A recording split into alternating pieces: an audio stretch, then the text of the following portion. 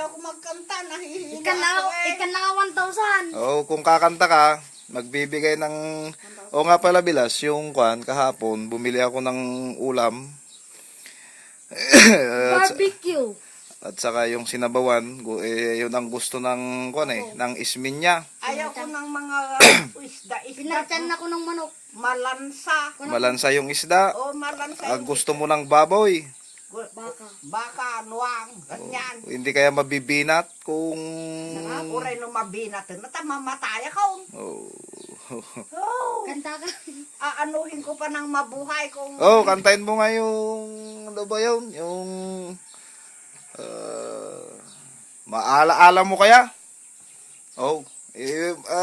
Mapapanood ni Joel yan. Oh, sige. Maala-ala mo kaya? Bilas, kung kakanta daw, may premyo. Sige nga. No. Oh, hinana na nahihilo nga ako. Oh, kahit na Oh, sige. Maala-ala mo kaya? Kantahin mo. May premyo ka daw na 455.95. May butal pa. Oh, sige. Ibili mo ng ulam. Oo nga, kaya kakanta. Dinakdakan. Oh, kakanta yan, kakanta. Oh, kakanta na yan. Oh, sige na para mangag ng kon, marinig ng ng Joel ang kon, ang maganda mong buses. Ganyan ba nang may sakit, nakakakanta pa rin kung pang alis nga ng ulaw, pang alis ng hilo yung pagkanta. Oh, sige. Bumili ka ng vitamin ko pala ikaw. Anong vitamin? Yung linagay sa dextrose. B-complex yun. B-complex. Yun, ang vitamin ko pala Hindi kanta ka. Mahal yung isa nun. Alam mo yung panghilo Bilas, 58 yata o 55 yung isa nun. Resita ko 6. Hindi, yung natirang tableta nyo, 6 nun. Ay 6 yun. 55 ang isa Bilas nung tabletang yun. B-complex. O sabihin nyo nga Joel kung nung gagamitin natin na pambili. Kuwan naman ito, sabay-sabay naman ng paggastusan nyo. Maawa naman ako sa inyo, anak, pero yun daw, Bilas, nakakahiya daw kasi nga medyo may pinaggagastuhan kayo dito sa bahay. Tapos nakikisabay pa yung sakit niya, kaya nahihiya siya. Kaya pagpasensyahan na lang daw. Oo, pagpasensyaan mo ako, Joel. Galit si Sunyata. Sabi niya, yung mga anak mo sa Manila, sabi niya, hindi nagbibigay. Bakit hindi ka tumawag sa anak mo sa Manila? Sabi ko, Joel, ako ang may power dyan sa mga lupa ko, binigay yung tatay mo, yung asawa ko.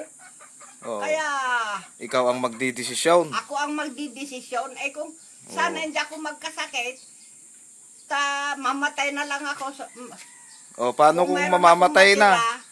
Malayo pa. Ilang taon na ba? 75? 75 ko na 75 ko na. May 25 years ka pa. Ayaw ko ng ganyan. Para centennial. Bakit?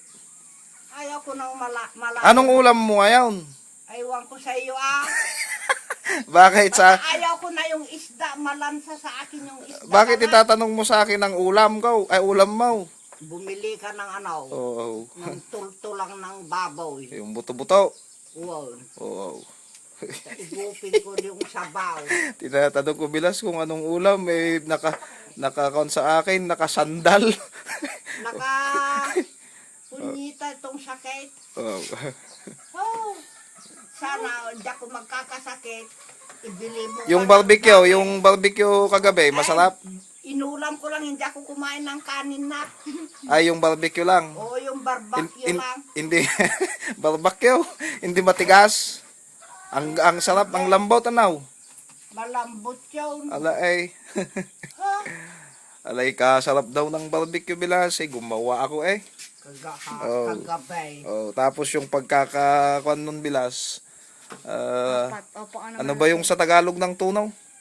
Ihaw. Yung pagkakaihaw noon, hindi siya toasted, medyo juicy siya. Kaya matamis-tamis, half cook lang. Stop muna. Kaya magpasensya ka, Joel. Oops.